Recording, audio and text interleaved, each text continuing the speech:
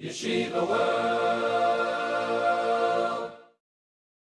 So this is the update of Yisrael, my brother.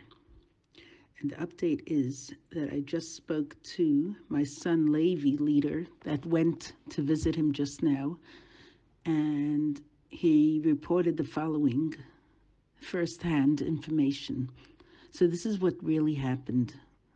So Yisrael was coming out of the bathroom, washing his hands, getting ready for Yiskar, and as he comes out to wash his hands, he sees this maniac in the foyer. He wasn't even in the shul yet. He had just walked in the hall, the front hallway of his shul, the maniac, the shooter, and Yisrael sees suddenly that this maniac just shot. He just saw this lady fall down, the one that he killed, and Yisrael looks at him and grabs with his two hands the gun as to stop him from continuing to shoot, because he was about to continue shooting inside the shul.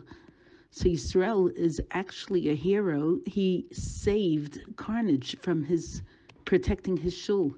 So he grabbed the gun, holding on to it tight, and the guy shot the gun, and it actually ripped off his two middle fingers. So he was in surgery for about 8 hours today, and they're no longer able to do anything with he doesn't have those, he's missing those two fingers.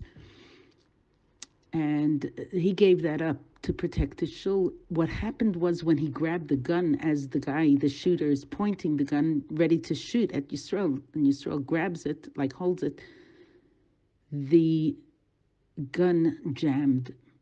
After it shot his fingers, it jammed.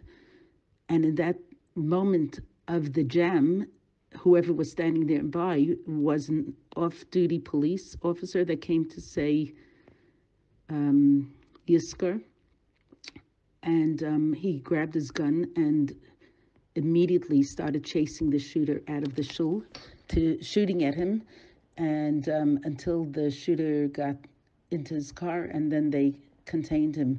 So what really happened was Yisrael stopped further shootings in his own shul. He happened to be there at that moment, just before he was about to go inside and shoot down the shul.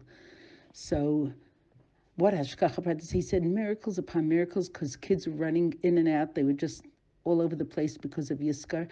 And all of that was happening in a split second. He comes out the right moment from washing his hands, sees that lady on the floor, grabs the gun, and it jams.